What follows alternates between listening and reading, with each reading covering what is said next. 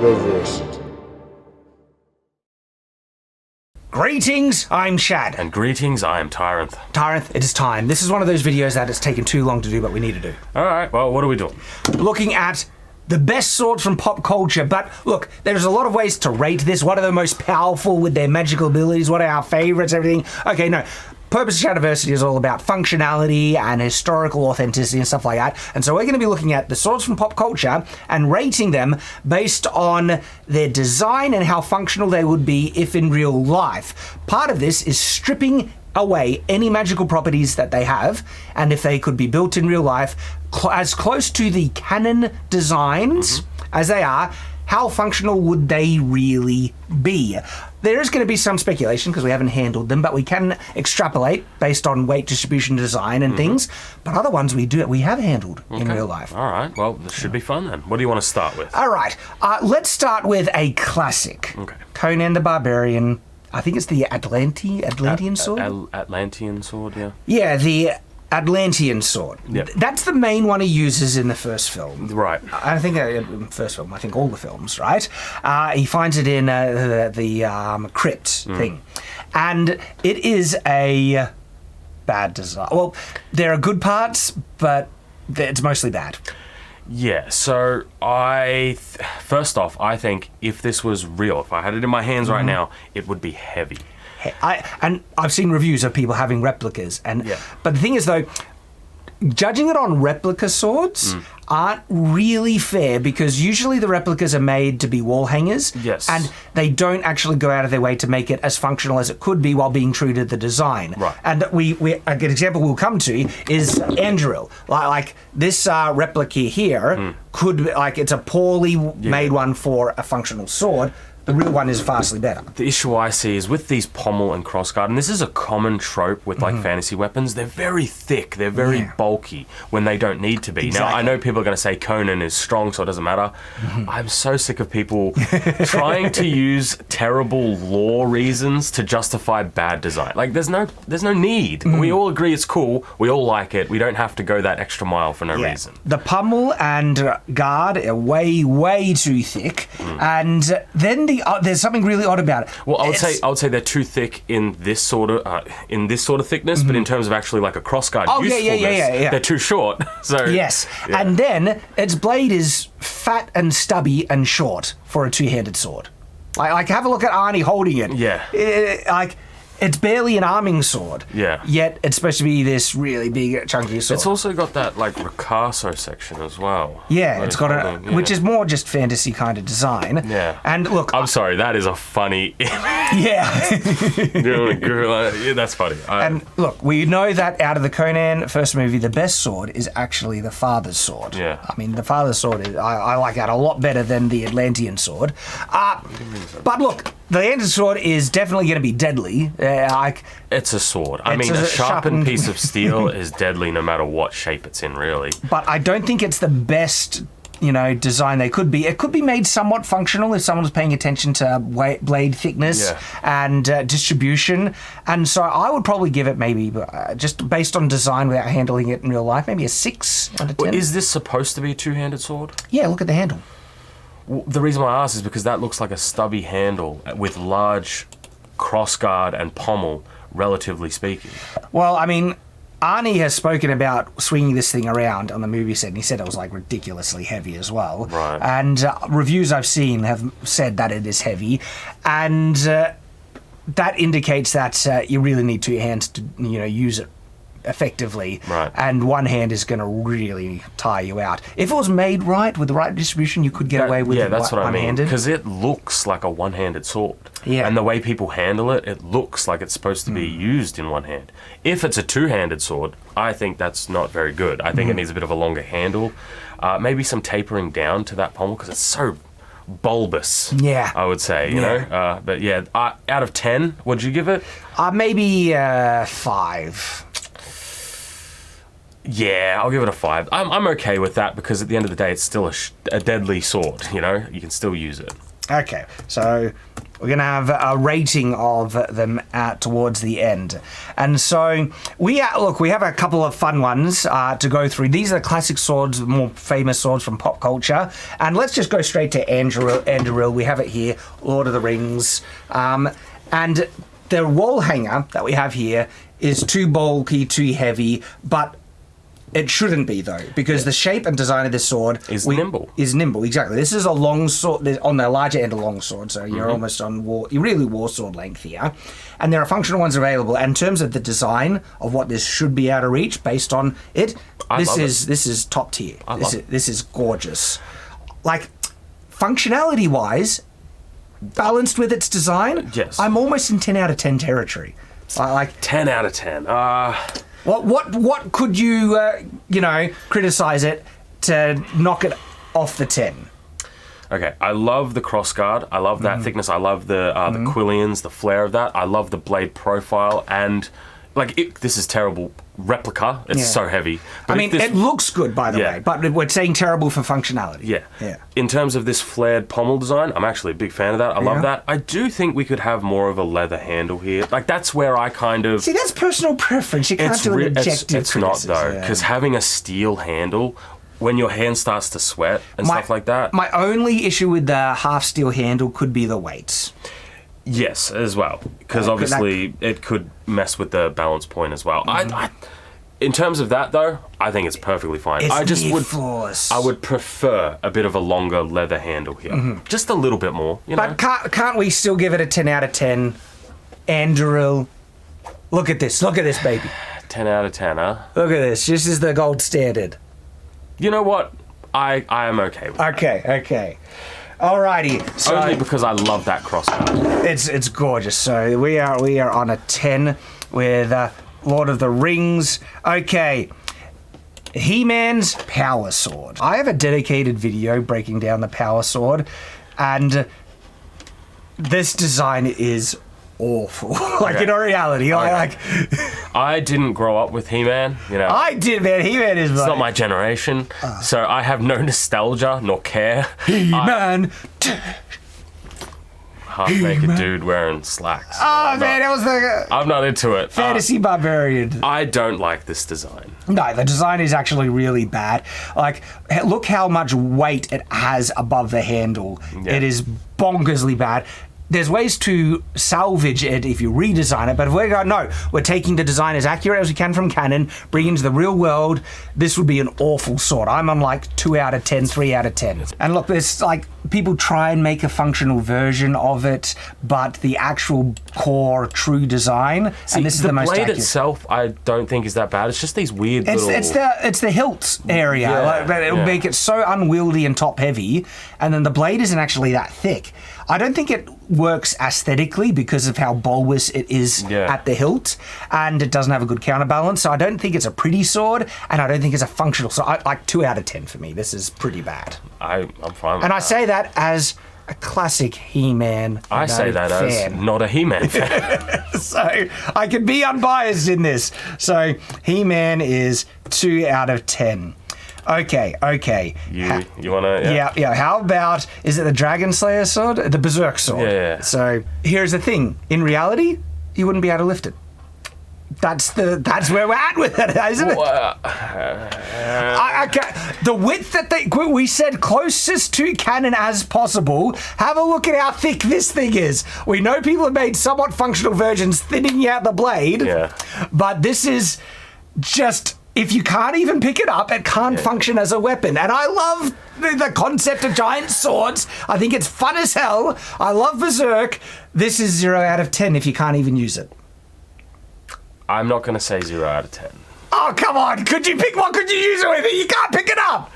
Yeah. Okay, all right. So when it comes to a giant sword, they always have such stubby handles. They need longer handles for a lot more leverage. That's my first, where I would try and fix something. Obviously, the thickness of that blade is... redonkulous. Crazy. That is like an I-beam that holds up structures. That thick. I'm not kidding. That's crazy. But in terms of, the design, right? If it was thinned out a lot, I think it's fine. usable. We've seen there's actually guys trying to train with lighter but right size versions, and if you can get it into maybe the 7 to 10 kilo range, you might be able to. And pushing it to 20 is really pushing it, but this thing is like 100 kilos easy. And look, we just have to be. I know sometimes you can rate them based on if people can use and stuff like that. The purpose of this video is just taking away the magic. Are they a functional weapon? Straight from the source material in the real world. This is kind of 0 out of 10. Yeah. Just because no human would be able to wield it. Yes. Now, people are going to be like, oh, but they could lift it up. And it's like, we're not talking about lifting up. We're talking about wield it. Wield it means by the way, functionally using it. 100 kilos is probably being a little too lenient. This would be 200 kilos or more. Like, I've seen people try and move a sword blade, because I've seen people make replicas that are equal the right thickness. He had to use like an industrial crane like to lift it. Because I want to be very clear about this point. There's a difference between lifting something and physically using it. I don't even think you can lift it if it's 200 kilos. I'm sure maybe the world's strongest man could lift it, but in terms of swinging it around and actually being nimble with it, like, Guts is, 0. Yeah, sadly. All right. Very sadly. We have, because this is the most famous swords from pop culture, and so we have a bit of a wild card that I just want to get out of the way, but it will be interesting, and that is the lightsaber. Okay, people might say, hang on, the lightsaber is magic, and if you take away magic, if you could make a lightsaber in real life, and we've seen close examples, but let's even give the lenience that technology, I think, could progress to a point where you could viably make something that has a plasma blade, right? And so this would actually be a plasma bladed weapon. Okay. All right. Are we going to go with a provision that has a shield containment that lets it clash, or is it a beam of plasma that is like a blowtorch? I think, which is like really the hacksmith version. Okay, yes. Because let's say the hacksmith version style. Right? I don't consider the hacksmith version a sword. A sword? A lightsaber or a sword? Their lightsaber that they make, I do not consider a sword. I consider it a blowtorch. Yes. Okay. That, if it could have physical contact with something, like they're depicted in the movies, I would allow it to be a sword. But then, we're just saying if you could make it with technology, right? We're taking away the magic, though, which means, if it's that hot, how would it actually function when it hits someone in real life? All right, so I think the best way to approach this is, even if we said it was a physical-ish blade, it was like 3,000 degrees, it's not going to cut you in half just by touching you like the lightsabers do in the movies. It would cause explosive expansion. It would burn you, it would singe you, it would cut into your flesh, especially if you went into you. It would explode. It would, It would explode. It's an explodey stick. I think it would be a very, very beautifully deadly weapon, but it would be so deadly to the user. That would be like, how hot would it actually be close to the handle? We're talking. It depends, because hacksmith, it's an actual blowtorch plasma blade that they do need to wear protective gloves when they use it, and even then they have a lifetime on it. Like, how long can you maintain it before it gets too hot? Because you have steel fittings and things like that, and things where it starts to interact with it. I would give it, for functionality, because if it could clash with something, it's gonna really damage whatever sword it clashes with, and if they're maintained long enough, it'll melt through. Well, maybe not, though, because whatever it comes in contact with, this is high heat. So let's say it's like a ceramic or some sort of metal. This will start to degrade just because of the heat aspect. Your sword will get damaged, but this also gets damaged. Well, let's pretend it's not. Oh, look, we're being very generous here. Actual shield, thing that causes so it's no ceramic. It won't degrade. Okay, but you could block it with a sword temporarily, I think. Okay. I know lightsabers are meant to be able to chop through metal instantly, though. And okay, unless they're cortosis. If we go that far, right, that we are trying to be true to the canon with how they're supposed to function, we need to then extrapolate the realities of what such a hot blade would do. If it's so hot to chop through metal in a slash, and when I say chop, I'm talking melt, it would be melting your skin off and you wouldn't be able to use it. Yes, that's why I don't think a realistic version would be that hot, which is why I don't think it would be as effective as a real, the movie lightsabers. We're trying to be as true to the canon as possible, and the canon regularly shows them chopping through metal with ease. Okay, you're right. You are right. I would give it maybe like a 5 out of 10 because you would have to wear a full... I'm not sure I can go that high because you need that much protective gear to survive using it. It is so dangerous to the user. Keep in mind, it's how you would use it then. Because if it's so hot, you would have it kind of like a...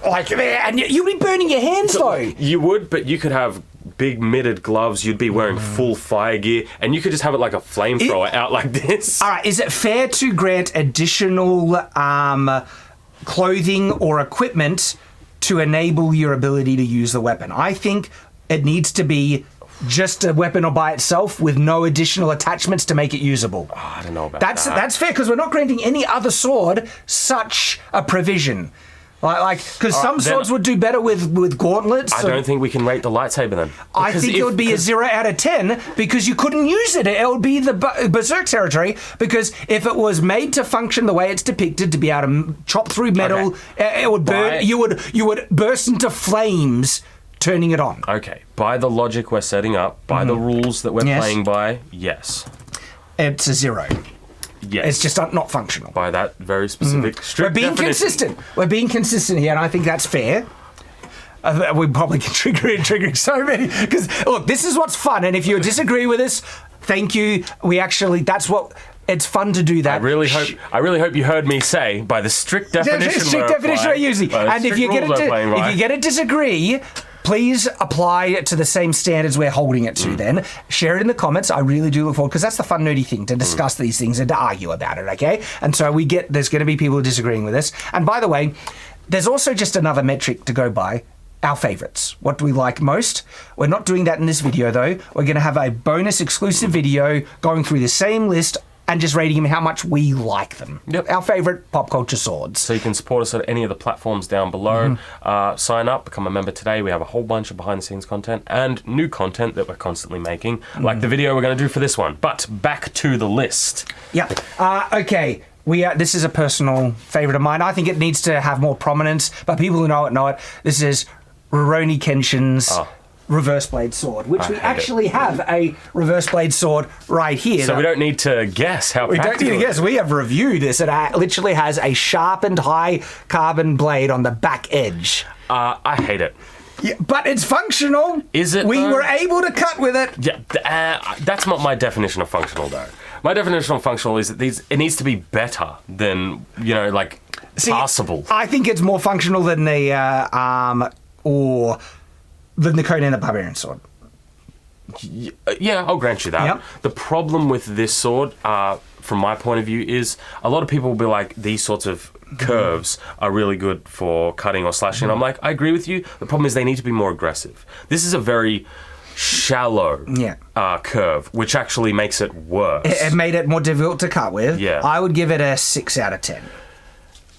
For practicality, I can give it that just because it's a functional sword. It is a functional sword. This will kill you. This can cut. It's just not as good as... It's maneuverable. A normal katana's way better. Yeah, yes, it is. Okay, but... And I know people are commenting furiously like, he does it because he doesn't want to kill it. And it's like, remember, we're not talking about law. We're not talking about law reasons. I know why Kenshin has it like that, and I love Rurouni Kenshin, okay? But, it is not as good as... like a standard sword. A standard katana. So the reverse blade sword gets a 6. Which is only because it is a functional weapon still. All right. I just want to do this one because I think it's a funny looking sword. The Sword of Gryffindor from Harry Potter. I like it. It's a toothpick!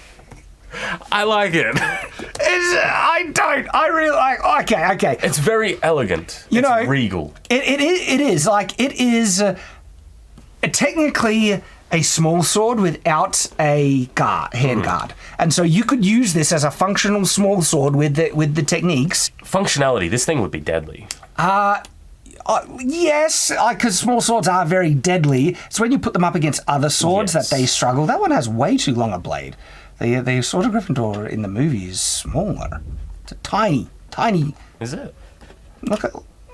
Oh, you're right. Yeah. And that's Harry Potter. This is it. Oh, okay. Remember, we are trying to do the most law-accurate version, so we're not looking at this thing, okay, which has a really long blade. We're looking at this. Because remember, Harry Potter is like 10 at this point, so he's a kid. And This thing is... That's what I mean. It's a toothpick. Okay, all right. I didn't know that. I thought it was a lot bigger. But see, because like, look, we have one of Neville here. His name Neville, right? And it's a full-length sword. I think it like morphs to the. Did it morph? Well, all right. It appears most prominently in the one where he. Does it though? Because he. It only appears briefly. It's the climax of the thing. He kills the snake with it. Yeah, I would say that's. It's still pretty short. That's clearly a different sword, though. Like, look at Harry Potter holding it compared to Neville. All right.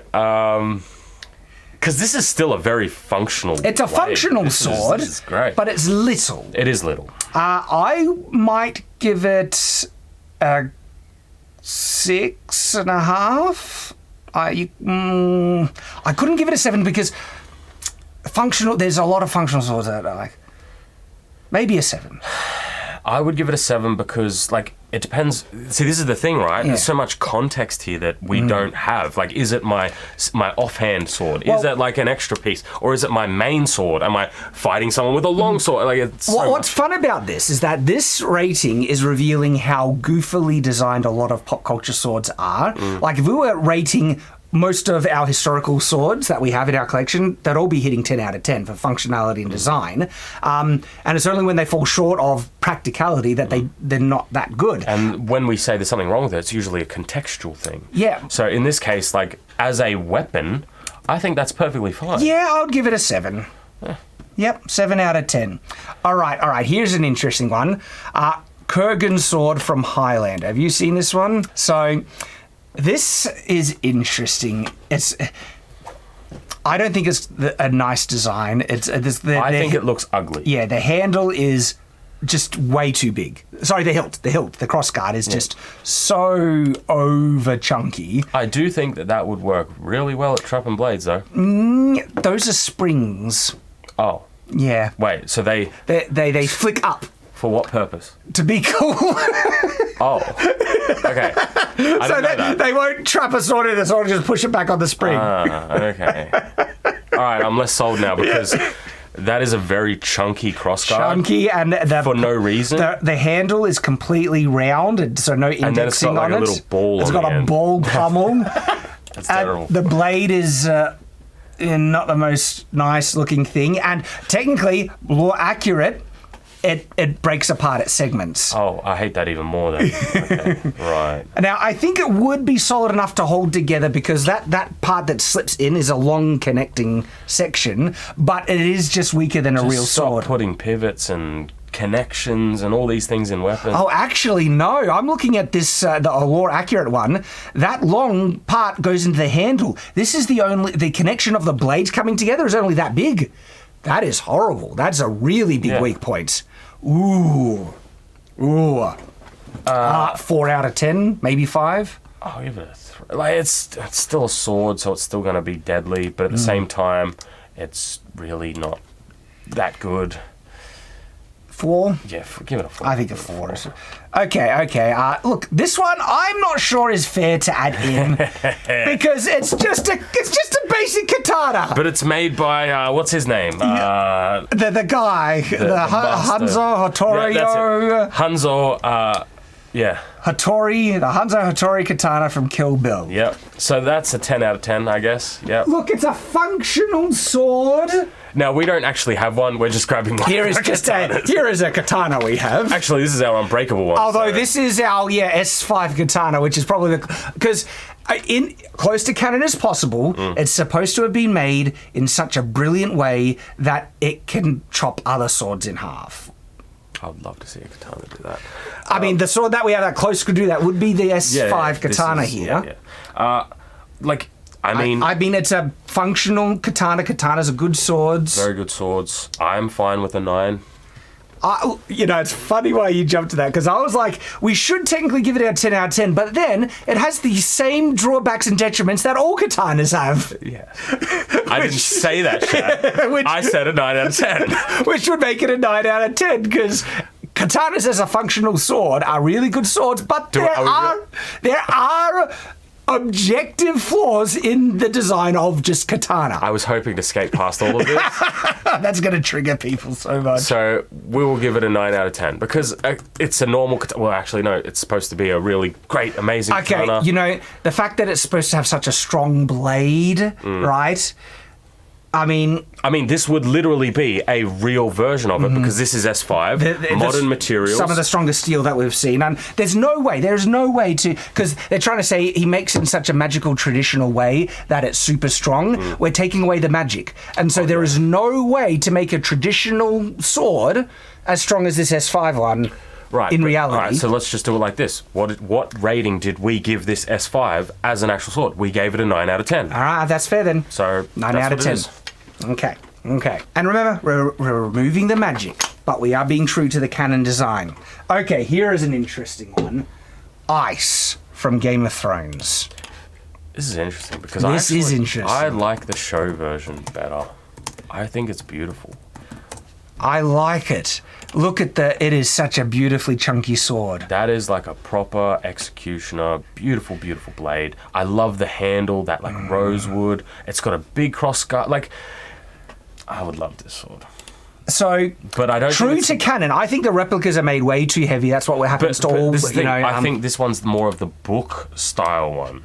Oh, okay, yeah. Well, we're going off the more commonly understood pop culture version. So we'll go for the TV show. One, yeah, TV show version. I love this. 10 out of 10.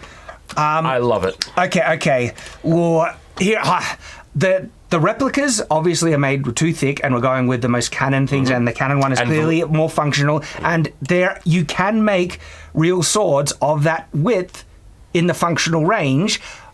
But my experience with swords, looking at the length and the fact that it doesn't have a profile taper, it still is like it would be functional but more unwieldy because of its size. But keep in mind, I don't think they use that very much for actual fighting. But that's it. We're trying to rate it for functionality in combat. That's why I'll give it a 9. If it's a functional version, I can go with a 9. I would give it a 9 out of 10.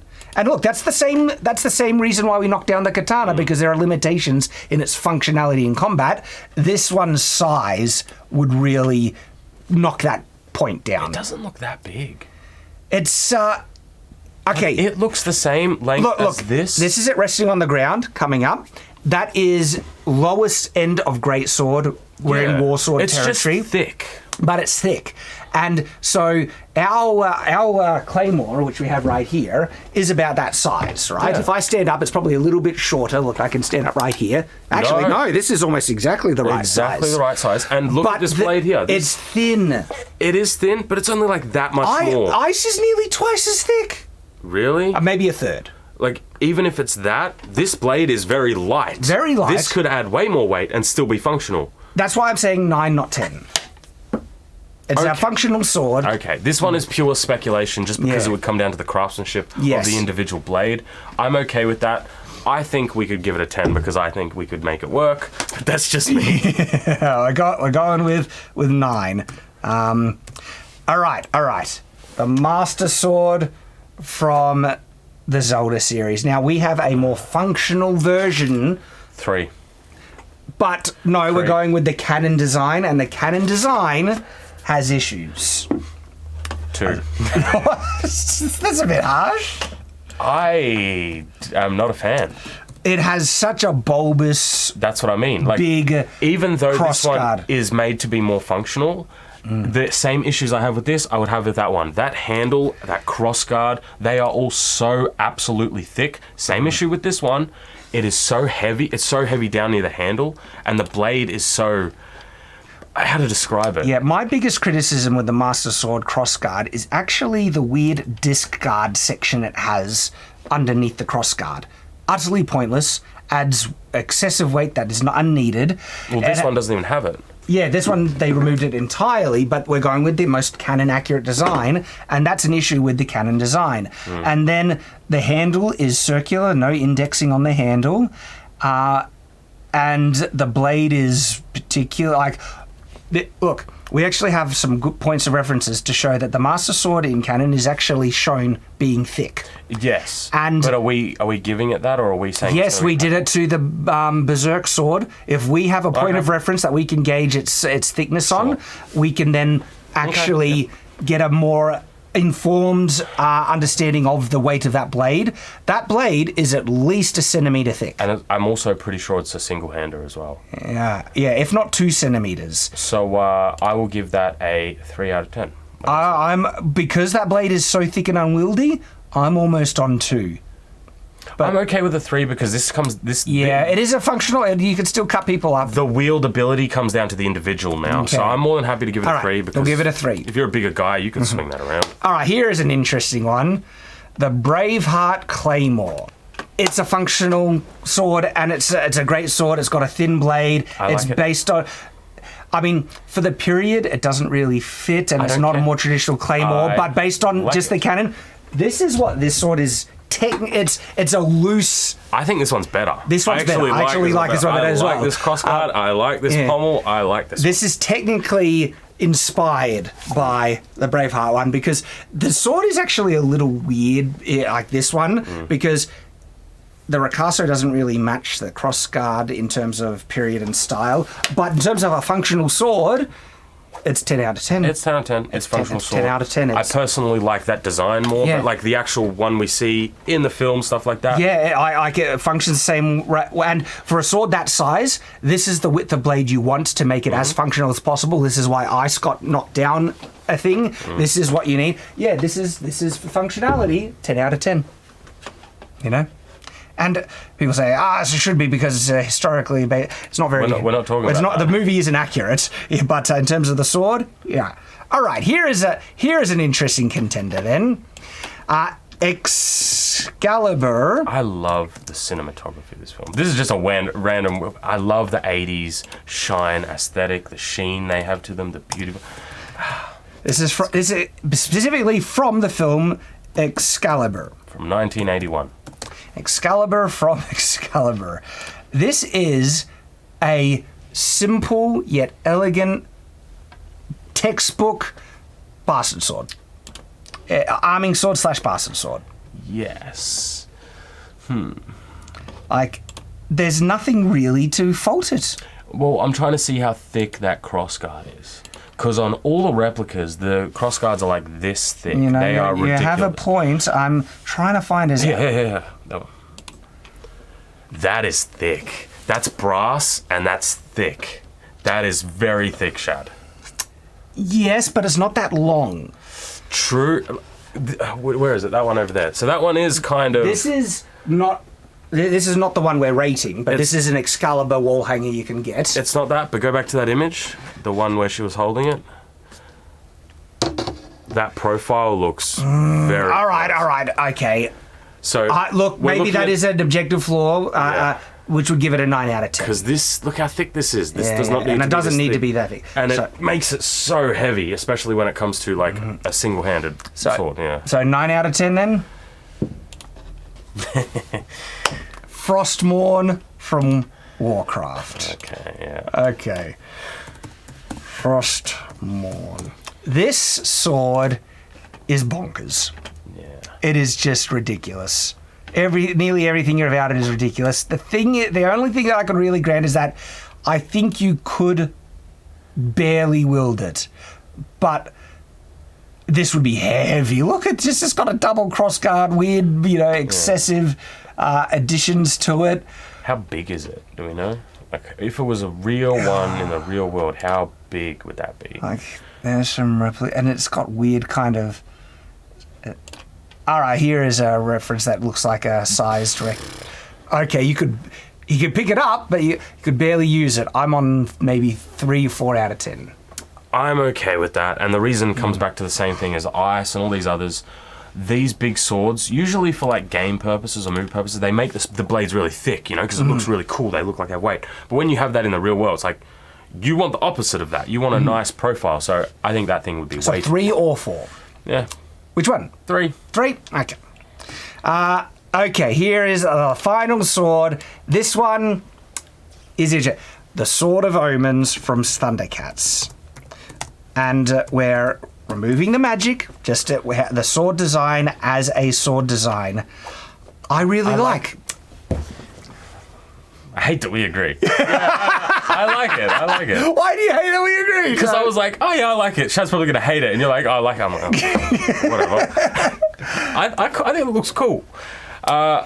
Is this a one or two-handed sword? Two-handed. Okay. Yep.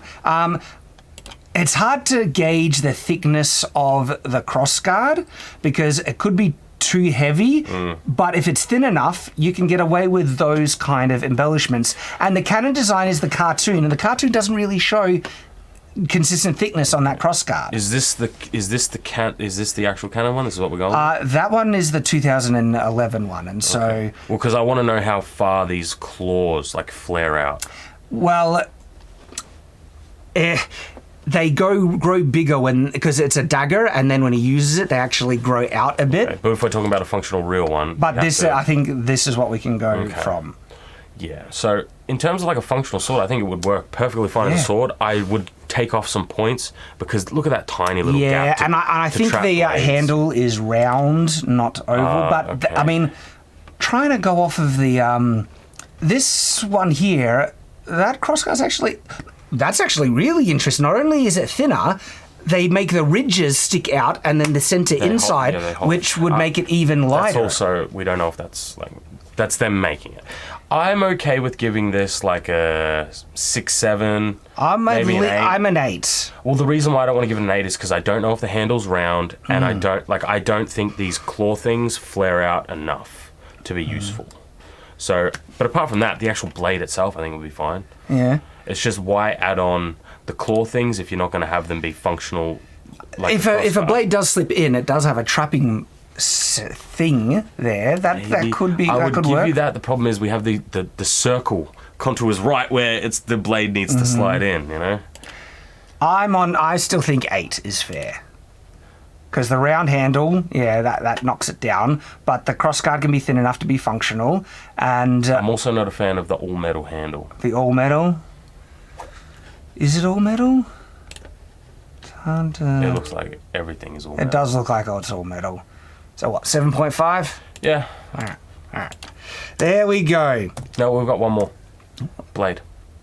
Oh, did we miss Blade? Yeah. Okay, we're throwing in an extra. I forgot about it. Okay. This one I like it. I'm not sure.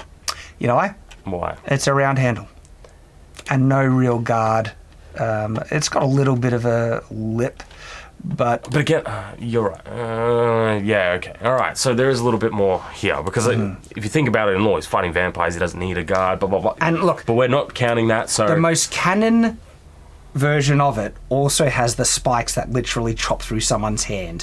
Which is cool. No, that's a what if it accidentally goes off? Nah, you got... No, you forget. I think that's a problem. That knocks it down 2 points for me. Okay, so...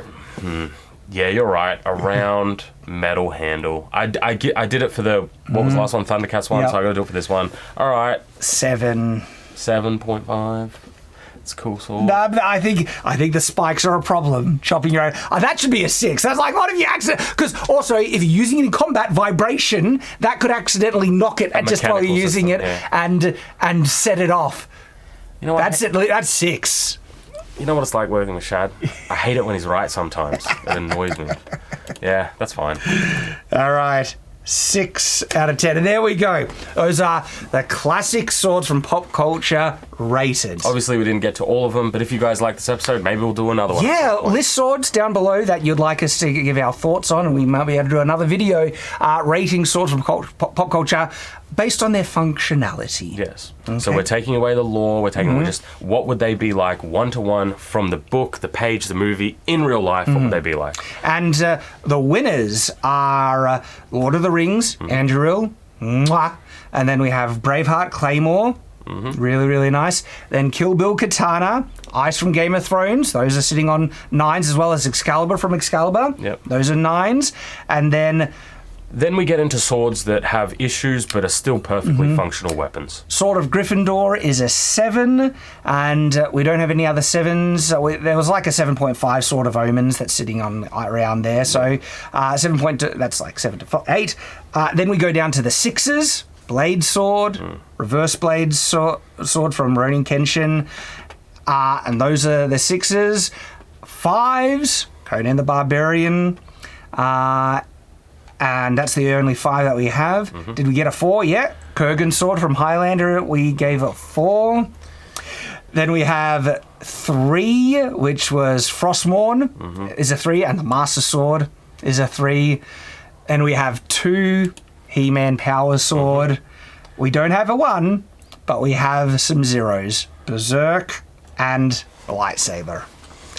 That's just how they fell. And look, remember, lightsaber, if it was real and it was hot enough, you would burst into flames turning it on. So go to the comments and tell us why we're wrong. So then, Yes. Because I'm fine with being wrong about stuff. Yeah, look, this is our opinions and speculation is involved, and so do share what you think would be a fair rating in your opinion. Looking forward to reading them, and if you were interested in seeing some of these swords put to the test, well, we've got our.